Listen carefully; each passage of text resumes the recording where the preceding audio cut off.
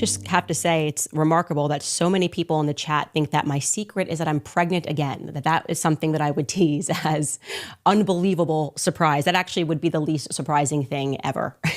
But that is not the case. It's actually much crazier. And like I said, I've been holding on to this for a very long time because something happened all the way back in February. And I was sworn to secrecy temporarily. And I feel that today is the correct day to inform audiences because it may have some severe global implications. So here is what happened, all right? The date was Monday, February 24th. And in the early evening, I had just kind of wrapped the show. It was just after 5:30 p.m. to be precise. I received a very strange message from a friend of mine. I'm not going to identify that friend, but the message specifically read, "Hey, I have something to tell you from the White House. They asked me to call you. I'm just the messenger here." Again, strange. I'm just the messenger here, like kind of removing themselves from whatever was going to be said. So I assume it's got to be something weird. And I say, yeah, whatever, give me a call. And so he does call me pretty immediately, by the way. And he says, somebody very high up at the White House has asked me to ask you if, as a favor, you could stop speaking about Brigitte Macron. Like, what? Excuse me? I'm not kidding when I say that in the myriad of possibilities that were floating through my brain about what this phone call was going to be about, that was not one of them. So I'm just kind of having to redirect and I'm going, oh, what are you talking about? To be clear, we had, ironically, as a podcast, we had just ended our Brigitte Macron series 4 days earlier on February 20th. That's when we released the last episode, which was the epilogue. So I'm going, that doesn't make sense. Why am I getting this phone call now? And obviously I ask for a little more information. I say, who specifically called you? And that friend of mine says, it's somebody that has the president's ear. This is somebody important. So I'm thinking, okay, this is advisor, Susie Wiles, I don't know. And I tell my friend, go back to that person and just say, I said no. It's free speech. This is obviously an important story to me.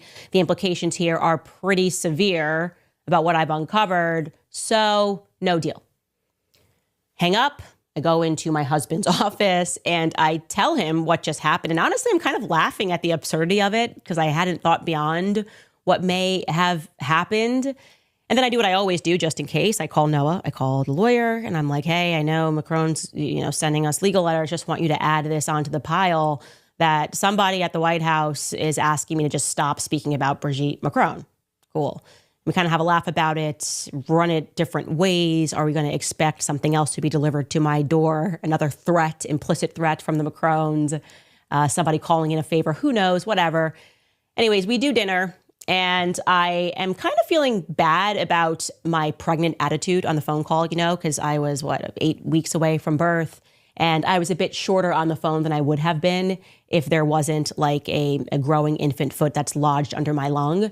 And this person has been very good to me in the past. And so I resolved that before I go to bed, I'll phone him back and have a much more calm conversation. Not that I was rude, but just like, hey, what's this actually about? And so I did. And not only that, before I called this individual back, when I checked online, I realized that Emmanuel Macron is in Washington, D.C., February 24th. He is in Washington, D.C., and he had departed the White House just hours before I received the call. So anyways, I am in awe. A lot of thoughts are running through my mind. What could this possibly be about? And when I call that person back, they tell me something that is even stranger. They say, look, I again am the messenger here. What I was told from somebody that's pretty high up at the White House is that Emmanuel Macron is holding up negotiations to end the Russian and Ukrainian war unless you stop speaking about his wife. And I'm just going, what? What are you saying? What are we even speaking about? What do you mean negotiations between Russia and Ukraine I'm just like, looking into a story at my house. I've got a very small team here. And you're telling me that somehow negotiations are being held up and it needs to be communicated to me that I got to stop talking about Brigitte? What are we saying? And then I'm asking myself in my mind, because I hang up this phone and I am in true shock.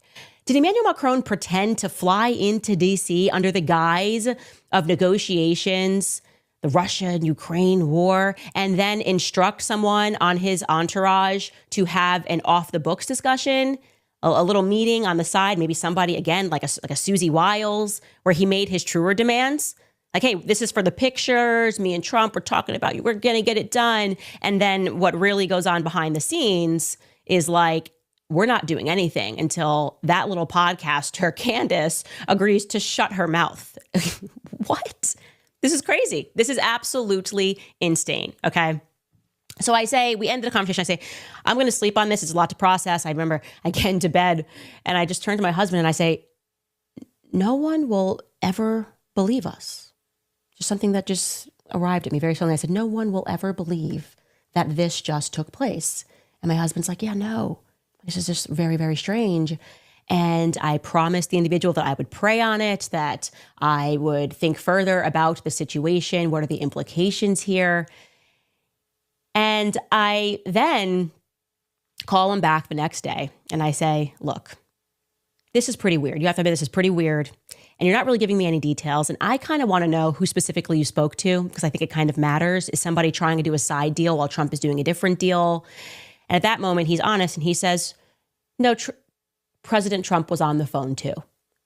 And I go, oh, are you kidding me? You didn't tell me this yesterday?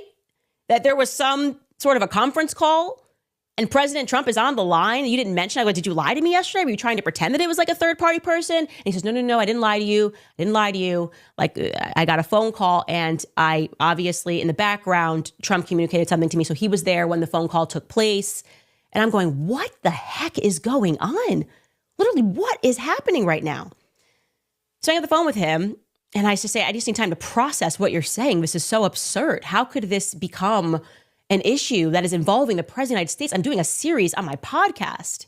And then I just kind of get into mommy mode because it's Tuesday. My daughter's got ballet. I'm at ballet with my daughter. And I get a text message from that person that says, you need to pick up the phone. Somebody from the White House is calling you.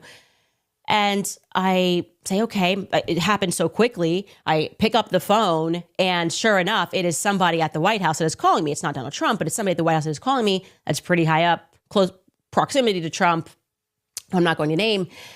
And this person just, I assume, has never even watched 1 minute of my content because, I mean, if there were a guide to how not to approach Candace Owens when you are trying to get something done, he was just following this guide. He could not have been more pompous and more arrogant on the phone. And I would like to contextualize that I'm like pretty heavily pregnant. So like, my bandwidth for BS or anybody trying to like, well, it was very low.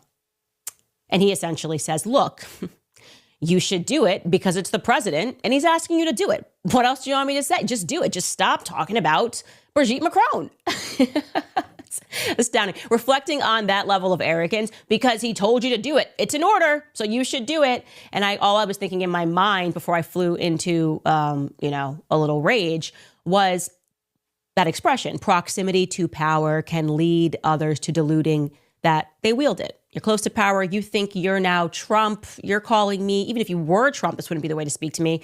And you're calling me like that's an order from the president of the United States. So you just do it. No questions asked. Don't even think about freedom of speech. Who cares about that pesky little First Amendment? You got to just do it now.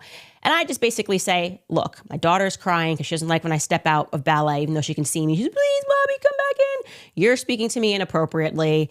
And I just say, I don't really care I don't know who you think you're speaking to, but this is not how you're going to get anything done with me. And I just hang up the phone. I'm like, this is just not a good conversation. I don't want to be part of this anymore. Goodbye. I don't like that at all. And the third party person who had initially told me about the situation is trying to calm down, and he calls behind. He's like, no, I don't know why you're spoken to like that. And like, this is still really important. And this really matters to the president, and he's kind of trying to talk me off the pregnancy cliff. And I'm still calm enough that I know that pregnant Candace is not always the most rational Candace and a little bit of a hothead. And I resolve, as I'm speaking to this situation with my husband, that I should also reach out and maybe call someone who's potentially been in a predicament like this. I don't know, someone who's got a larger audience than me and kind of call in a favor, because I don't normally text him, but I did reach out to Tucker Carlson. And I just kind of told him the situation and was like, look, this is really weird. I know I don't normally contact you for advice, but I could really use some advice right now because you know how much free speech matters to me and basically how important this particular story is to me, because it involves, potentially, not just potentially, like pedophilia, incest, all of these elements. And as a mother, the idea that people this powerful, that the story could be covered, it matters. Like, this actually, the truth just matters at the end of the day. But also, like, if I could end the Ukrainian and Russian war, and by just stopping this conversation, I would do it. And he comes back with just very sage Tucker Carlson advice. And he says, look, you don't want to have the bloodshed of Christians on your conscience, but also free speech does matter. And you should essentially say you'll do it until, like you're saying, this negotiations are happening now and you'll agree to do that. But at some point, obviously, you need to inform people about what happened, because this is totally crazy. And I say that's actually a very good idea. I feel like that's a very principled position to take. Anyways, I sleep on that. Anger is subsiding. Wake up the next morning. It's February 26th, and I am sitting in the makeup chair, and I get another message that's like, hey, keep your phone on. And I'm going, I really don't want to speak to this advisor anymore. I really don't. Where our personalities are not meshing. And anyways, this phone call is coming from Florida. I pick up the phone, and lo and behold, so here's what happened. I'm negotiating this thing. I'm negotiating Ukraine and Russia, and you wouldn't believe how many parts are part. It is President Donald J. Trump. He is calling me, and in true President Trump fashion, he jumps right into the narrative. We're not, hey, how you doing? He just jumps right into the narrative of exactly how this went down. I am literally, it is hard to catch my breath to comprehend that 4 days ago, I'm ending a series about Brigitte Macron, and now I'm speaking to the President of the United States, and the topic of conversation, no matter which way you want to slice it, is about Macron's wife's penis. I mean, there's no other way to say it, right? And so he just jumps right into the narrative. He's like, I'm negotiating. You wouldn't believe how many pieces this person wants this person, if this person wants this, and you have no idea how much is involved when you're trying to get one of these deals done, Anyways, I have Macron. I like Macron. We're speaking at the White House, and I'm walking him to his car. And, he says to me, Mr. President, can I speak to you for a second? I say, of course you can speak to me about anything. What's going on? And he tells me that there's Secret Service all around them. There's SUVs. They're encircled. And Macron wants to have a little sidebar. And then Macron says to him, Mr. President, do you know Candace Owens? And I say, Yes, of course I know Candace Owens. What's going on? And then the president says to me, you must be a very powerful person, Candace. We're talking about the president of France taking me aside to talk about your podcast. And then continues his narrative, and he tells me that Emmanuel Macron is requesting to his face that I stop speaking about his wife. And one of the things Trump said is he tells me, she's old, and this is really, really impacting her.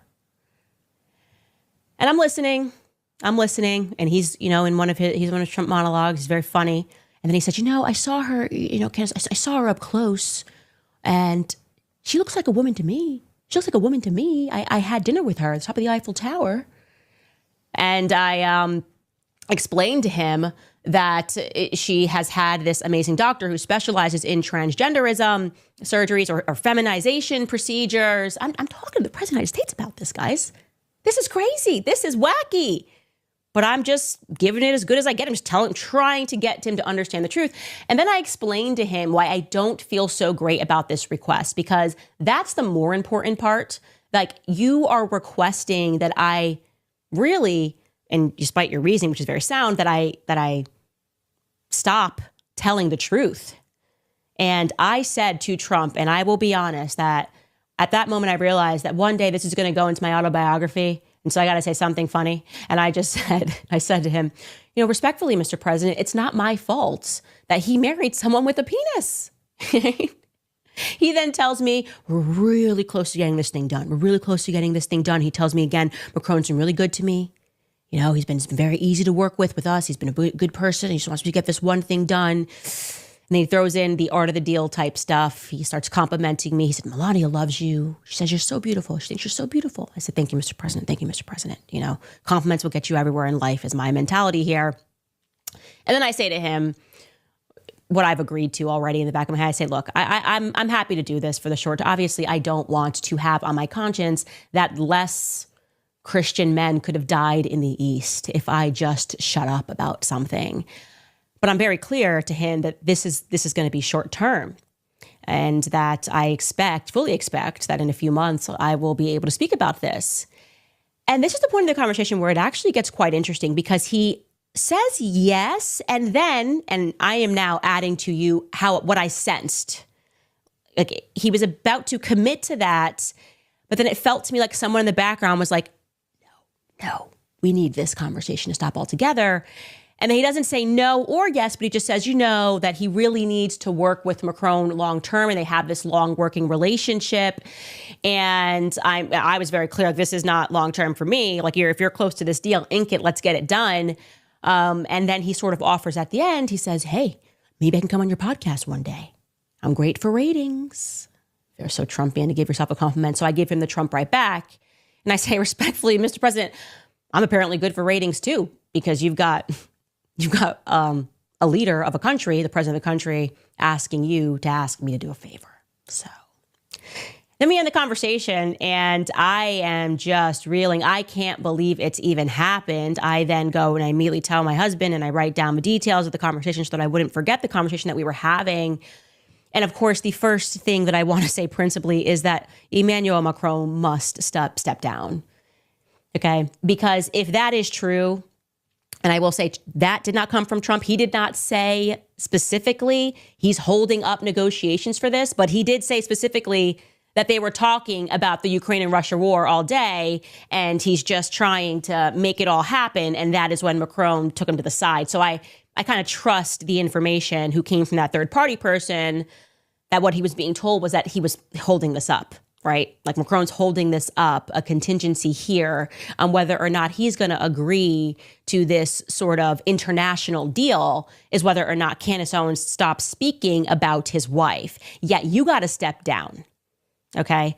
Because there is no greater example of just the lack of morality that a leader can have than his husband, wife putting him on a plane and sending him overseas to make Candace Owens stop speaking about their relationship. That is like, we really all should just take a deep breath here, take a step back, and recognize that he is willing to let bloodshed. He's willing to let people die.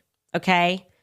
And a holdup here is going to be whether or not Candace Owens stops speaking about his wife's penis. That's ridiculous. You are not qualified to hold office. I thought that before all of this, just looking into your background. I know you're a fraud. You know you're a fraud. Your wife certainly knows that you are a fraud. But this is reaching levels where you just have to be impeached. That's absurd. That is like, let's get the impeachment trials going. And in my head, I'm thinking to Trump, actually, if you wanted to really negotiate, you could have said to him, how about I go live and tell all those reporters what you just said if you don't sign this document? That's how I would have played it. But, I was like 7 months pregnant. I would have played hardball. I don't need to have friends when we're talking about ending bloodshed. But the second thing that I want to say here is that it's occurred to me over time that this is about much more than the Ukrainian and Russian war, right? That is not why his Mr. Macron put him on a plane to go speak to Trump in person about this issue, right? They did that because they are terrified. They are terrified because obviously everything I've uncovered is true. Fiction would not make you do that, okay? You'd go, this is so absurd. It's so crazy. I mean, who's going to believe that? Fiction does not make you fly 9 hours to the United States to ask the president if he has a moment to step aside out of the shot of cameras and speak about your wife, right? We can now, it is confirmed fact, put it on Wikipedia that Brigitte Macron was born Jean-Michel Trogneau. We can just go ahead and do that, right? But what did I hit at that has them really terrified? What was the success of that series? Looking into a web and understanding how deeply sinister whatever it is that is happening in Paris is. Looking into not just the current events, but the historical events. I mean, we put up a map and showed just how often they were involved in these pedophilic scandals. Silly ones. Putting the book for your Andre Gide, an admitted pederast, a guy who outwardly said, yes, I like young boys. And you choose that to be the book in your official portrait as the president of France. Emmanuel Macron did that. And I think there's more. I think there's more that they are afraid of. I think that it was a very powerful person, potentially someone more powerful than Brigitte, who told Macron, who is just a total fraud, a puppet, to get on that plane and make this request after they realized that sending legal letters wasn't the best idea. So what else is it that I've potentially uncovered about France? How does this relate to the United States? I'm going to tell you in just a second. But first, I'm going to throw it to some of our sponsors. Let's speak about preborn, because June 24th marks 3 years since Roe v. Wade was overturned.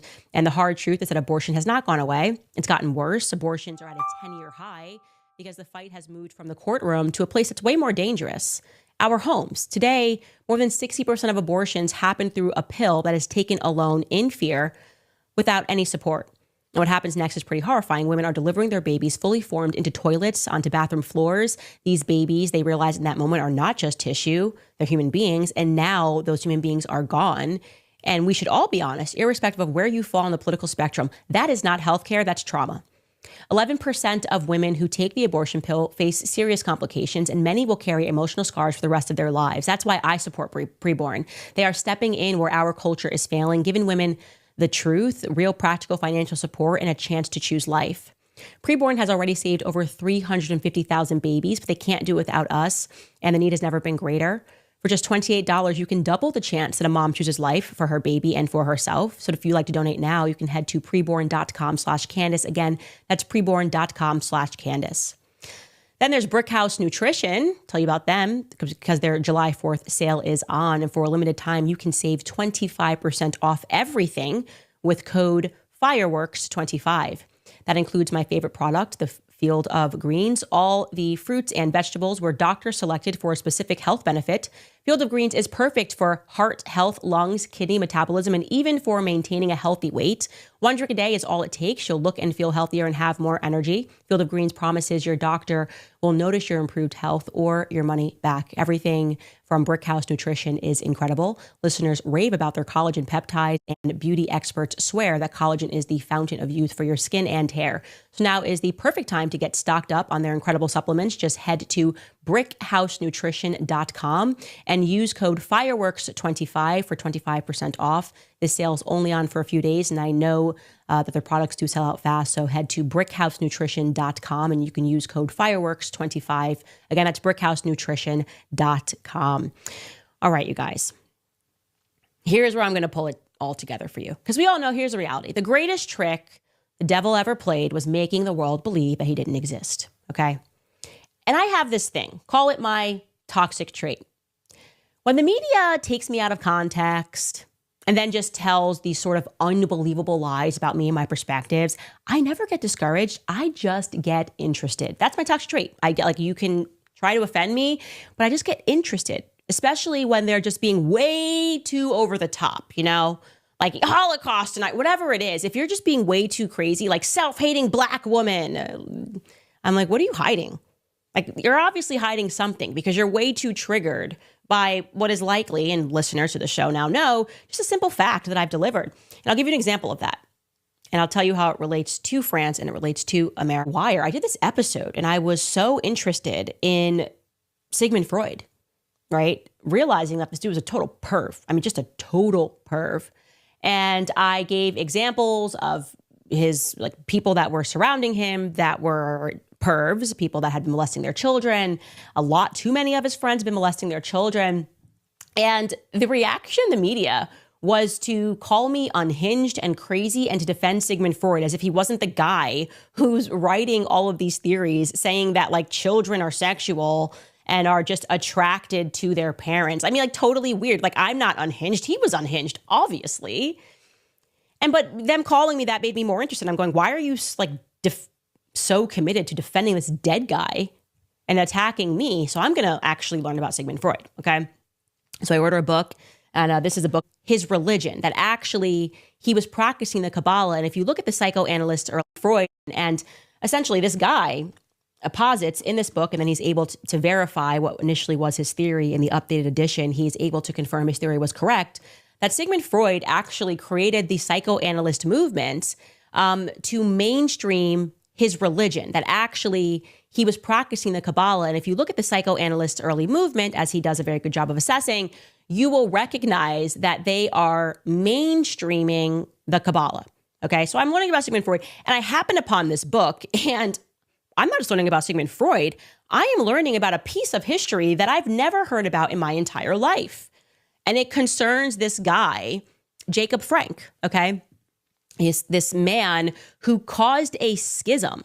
We always talk about Christian schisms and, and actually every faith has this, obviously, Sunni, the Shiites, but we never have really heard, or at least I hadn't heard about this huge schism that took place amongst people that were Jewish, that there was this huge schism. And it talks about how this guy who thought that he was the Messiah, okay, got into some really perverted things. And I'm just going to read you this, and I promise you this is so important.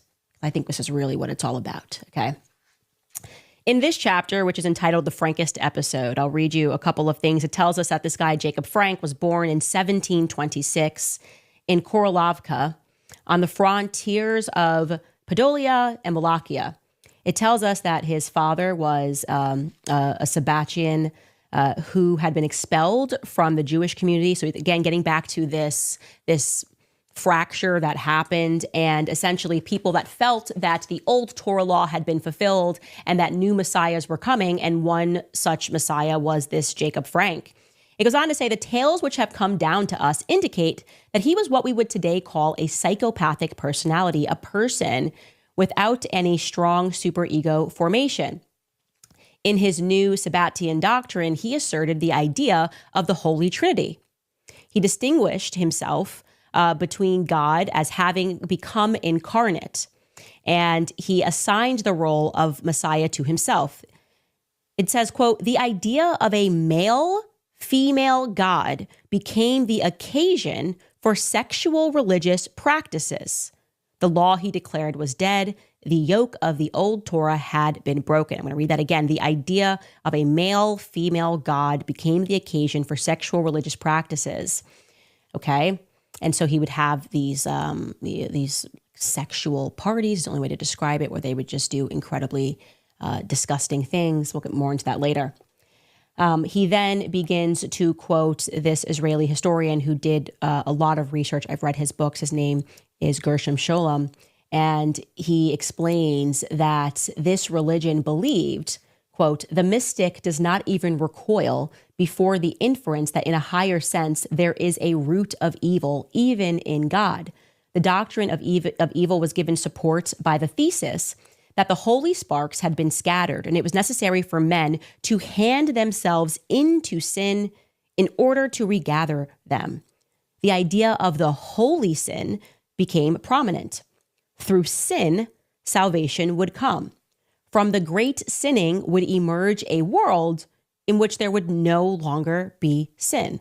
This is starting to sound a lot to me like Schofield Bible principles and like the whole idea of the rapture. But anyways, he goes on, Frank had declared, quote, I have come to rid the world of all the laws and the statutes which have been in existence hitherto.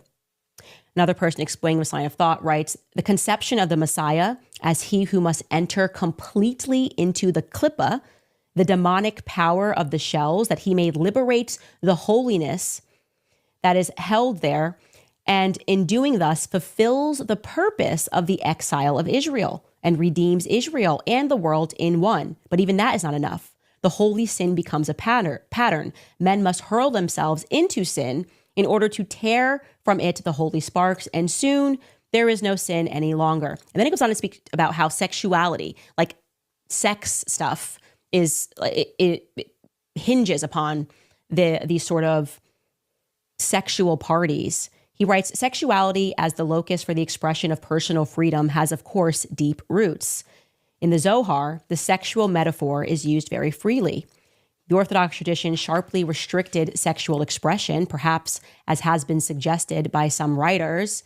And it tells us that the movement grew into a violent political threat to the Orthodoxy theocracy, and measures and countermeasures were taken by both sides. The Frankists were placed under excommunication, and the Frankists replied by an attack upon the Talmud, arguing that it was false and harmful. The Frankists even charged that the Talmud made use of Christian blood obligatory, and they lent testimony that the Jews were engaging in ritual murder.